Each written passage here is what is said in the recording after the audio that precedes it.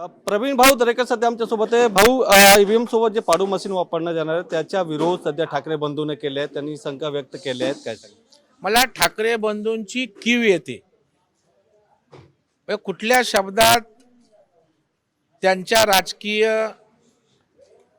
प्रगल्भतेचं या ठिकाणी लक्षण आहे मला सांगता येणार नाही. निवडणुका ह्या विकासाच्या मुद्द्यावर त्या ठिकाणी लढवल्या जातात. जे आम्ही करतोय, आम्ही मुंबईच्या विकासाचं व्हिजन मुख्यमंत्री देवाभाऊनी आणि एकनाथ शिंदे साहेबांनी दिलंय.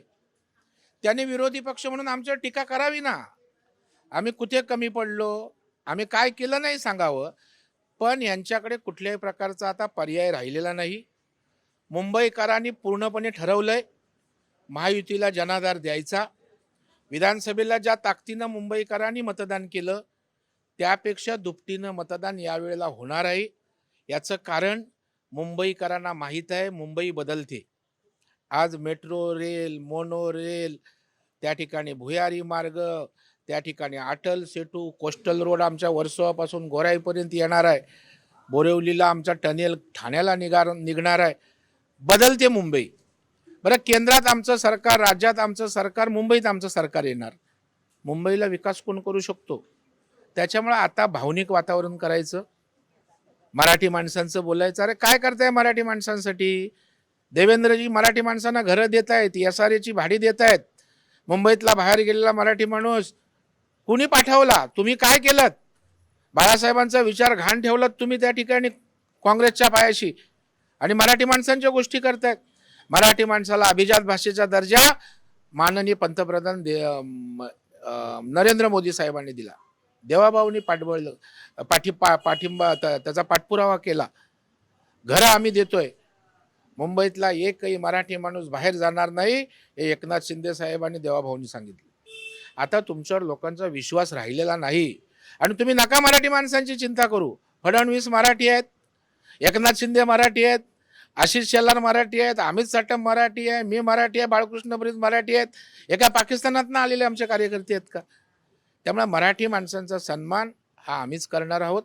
त्यांच्या आयुष्यात 4 सुखाच्या आनंदाचे क्षण आम्हीच आणणार आहोत. तुम्ही आता जरा आराम करा. एकाच्या 2 मातोश्री केल्यात ना, आराम करा तुम्ही. राज ठाकरे साहेब फक्त बोलू शकतात. मी त्यांच्यातनं आलोय ना, त्या पक्षातनं.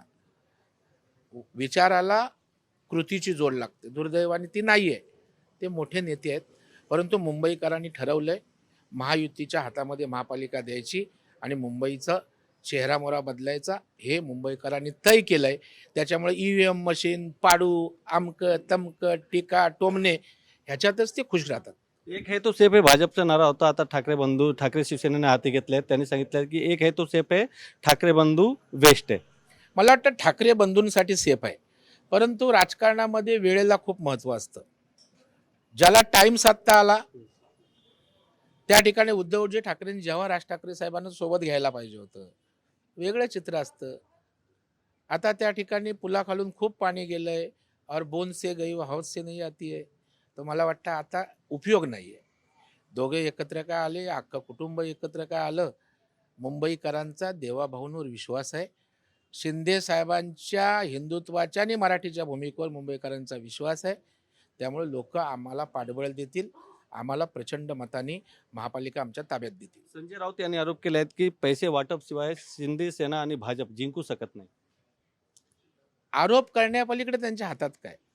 अरे शिंदे साहेबांनी एवढं वैभव केलं, दानत लागते सोडायची, गोरगरिबांसाठी त्या ठिकाणी हात मोकळे केले. मी पैसे वाटण्याचं बोलत नाही, परंतु तुम्हाला द्यायची सवय नाही, घ्यायची सवय आहे. शिंदे साहेब नेहमी म्हणतात तुम्ही लेना बँक आहे, देना बँक नाही आहे. त्याच्यामुळे हे असे आरोप करणार, आता तुम्हाला 1-2 दिवस दुसरं काहीच दिसणार नाही. मुंबई तोडणार, मराठी माणसाचं हे होणार. निवडणुका आल्या की आठवतं, एरवी काय असतं, महापालिकेत सत्ता होती, कॉन्ट्रॅक्टदार कोण होते, किती मराठी होते, तुमच्या रोज बैठकांना बसणारे कोण असतात.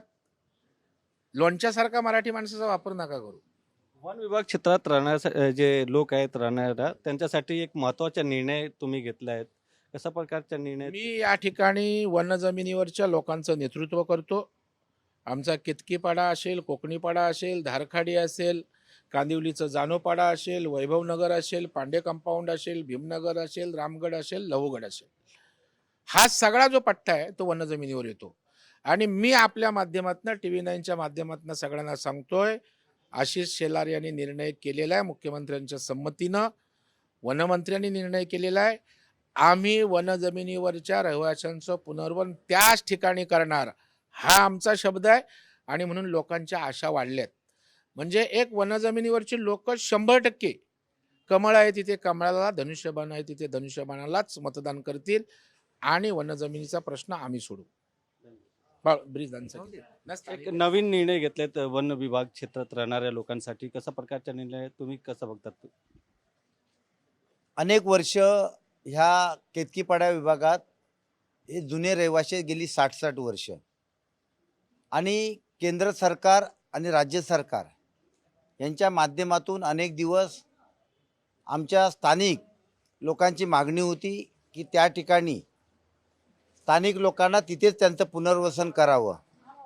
आणि माननीय या राज्याचे मुख्यमंत्री फडणवीस साहेब, उपमुख्यमंत्री एकनाथ शिंदे साहेब यांनी दिलासा दिला की जे वनविभागात राहणारे वर्षानुवर्षे लोक आहेत त्यांची ह्या ठिकाणीच पुनर्वसन होणार, त्यांना ज्या मूलभूत व्यवस्था पाहिजेत त्या देणार.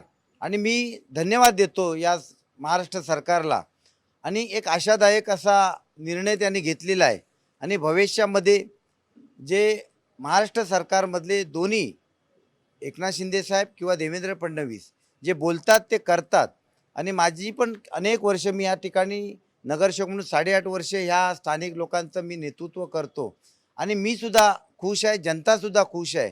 आणि आपण येणाऱ्या ह्या निवडणुकीमध्ये प्रभाग क्रमांक 3 मधले प्रकाश दरेकर म्हणून महायुतीचे उमेदवार आहेत, त्यांना भरघोस मतं देऊन या ठिकाणी त्यांनासुद्धा ते निवडून देणार, हा सुद्धा निर्णय स्थानिक लोकांनी घेतलेला आहे. व्हिडिओ जर्नलिस्ट रंजनसह गोविंद ठाकूर, TV9 मुंबई.